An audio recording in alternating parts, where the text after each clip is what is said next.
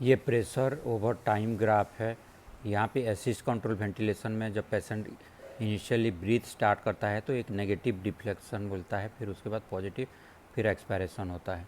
But control ventilation में direct inspiration और expiration होता है। ये पेशेंट असिस्ट कंट्रोल मोड पे है।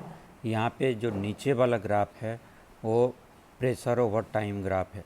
वहाँ पे जब रेस्पिरेशन स्टार्ट हो रहा है तो एक small positive then negative deflection हो रहा है, तो उससे उसका रेस्पिरेशन तो इनिशिएट हो रहा है, बट जो पॉजिटिव और नेगेटिव डिफ्लेक्शन है ये पेशेंट स्ट्रेन कर रहा है।